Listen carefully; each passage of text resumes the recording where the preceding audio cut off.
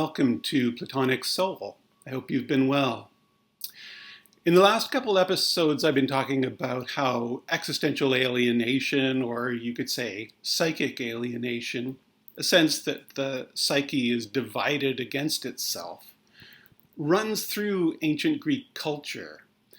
The term itself is modern, of course, but the problem's really universal. And it was represented in all sorts of fascinating symbolic ways in ancient Greek culture. I think it really pervades the work of Plato in a way that hits us powerfully today, more than 2 millennia later, and that's what I'd like to talk about in this episode.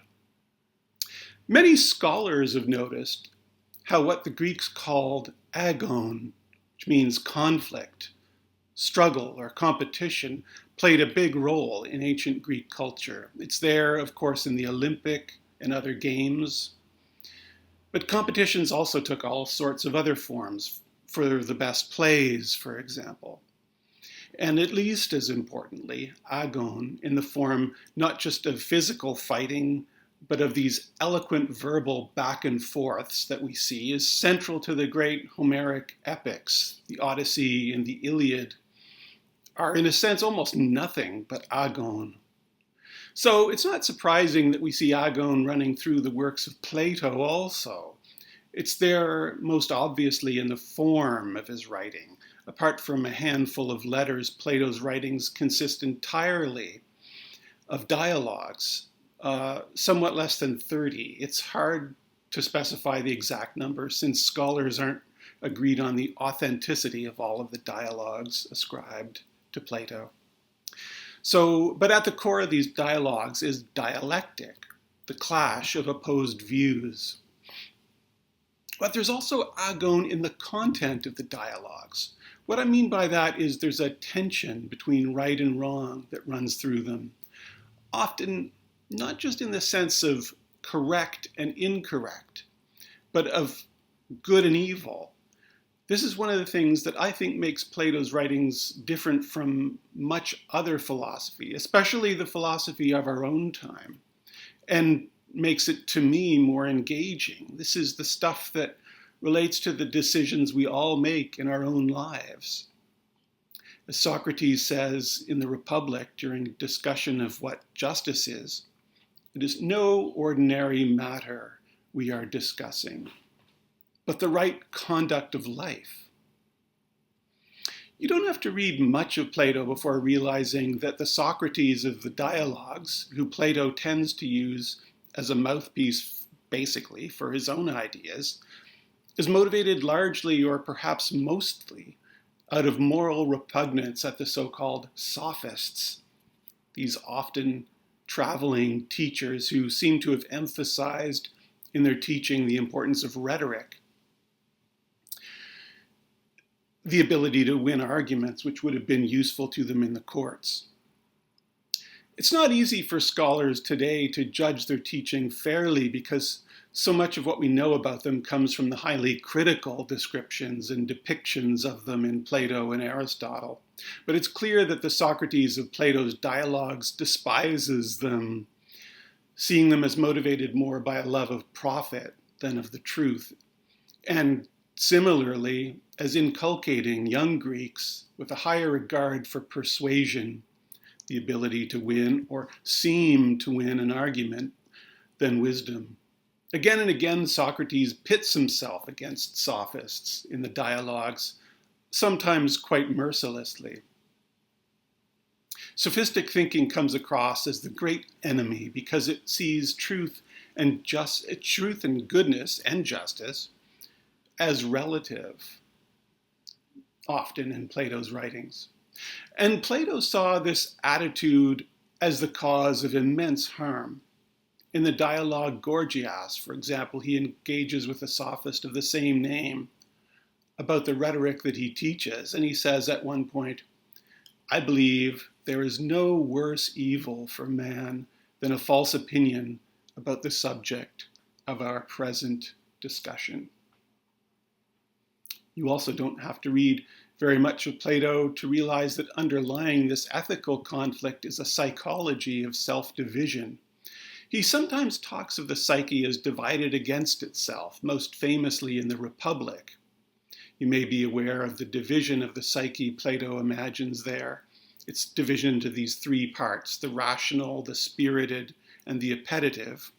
The spirited is sort of the emotional part, and the appetitive has to do more with these natural instinctual desires, like for food and sex and so on.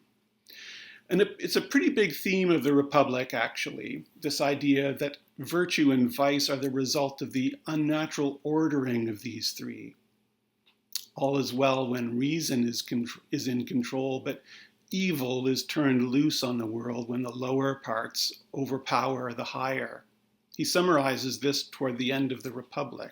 He says, if the whole psyche follows the wisdom-loving part, and there is no internal dissension, then each part will be able to fulfill its own task and be just in other respects. And also, each will reap its own pleasures, the best and the truest as far as possible. But when one of the other parts rules in the soul or psyche, the Greek word is psyche, to any extent, it cannot find its own pleasure, and it compels the other parts to pursue a pleasure that is alien to them and false. We see this most strikingly, I think, in the description toward the end of the Republic of the tyrannical or dictatorial man, driven by this war in the psyche to do all kinds of harm, theft, murder, the abuse of parents, and generally anything to satisfy his lust.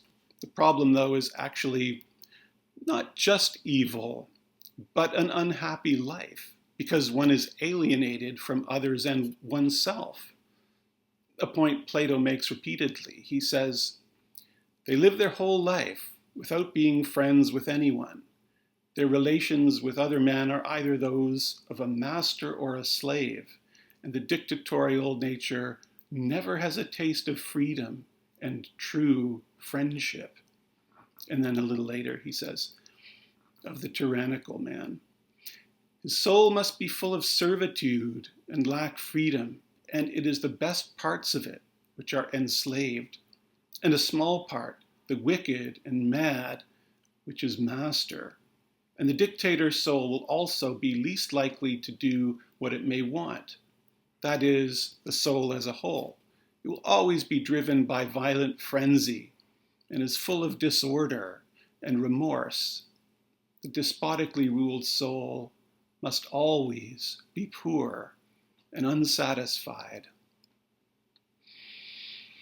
It's kind of a nightmarish vision, this self-division on the most profound level, and yet it's one to which I think can all relate, at least in some way, as we've all seen glimpses of this, not just in others, but in ourselves.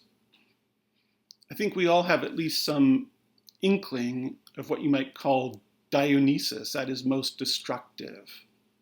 Something in human nature with the potential to rage out of control, individually and communally. Talked about totalitarianism in earlier episodes. Plato himself notes this in the same passage of the Republic, actually. This aspect of the self manifests itself to everyone during dreams, he writes. He says, there is nothing it will not dare to do at that time in dreams, free of any control by shame or prudence. It does not hesitate, as it thinks, to attempt sexual intercourse with a mother or anyone else, man, God, or beast. It will commit any foul murder. In a word, it will not fall short of any folly or shameless deed. And a little later he says, there is a dangerous, wild, and lawless kind of desire in everyone, even the few of us who appear moderate. This becomes obvious in our sleep. I feel you often in Plato see almost a kind of proto-Freudianism, although maybe to put it in another way, it might be better to call Freud a certain kind of Platonist. though some might find that kind of controversial. Anyway, for Plato, the domination within any of us of this part of the psyche means self-alienation in us and harm to those around us. But the harm is multiplied when this tyrannical impulse actually comes to hold sway over human community. The dictator is, Plato says, quote, full of fear, convulsions, and pain throughout his life. And so is the city over which he rules. The cause of this state of the psyche, Plato says, comes partly from within, that potentially destructive part of us, and partly from without. Because in order for that part to take control, the mind has to be seduced. And for Plato, the nature of the seduction is precisely the content of sophistic teaching, the conviction that truth and goodness are relative. First, this person's beliefs about the truth and goodness are undermined by people who take freedom to consist in the rule of this instinctual part of the psyche. He is led to every kind of lawlessness, Plato writes, which those who influence him call liberty in every case. So he sees the tyrannical in the human psyche as the overtaking of a part of a kind of freedom which is, he sees as only freedom of a certain part of the psyche rather than the freedom of the psyche as a whole. Anyway, this sophistic teaching, he writes, seems to fundamentally misdirect a crucial element in us. The soul, he writes, has a kind of leader or champion, a prostates in Greek. It means someone that stands in the front ranks for it. But in these moments of psychic seduction, he says, quote, this champion of the soul becomes frenzied. If he finds in the man some beliefs or desires which are thought to be good and still have some feeling of shame, he destroys them and throws them out until he has cleansed him of moderation and filled him with imported madness. I'd like to close this video by mentioning two things.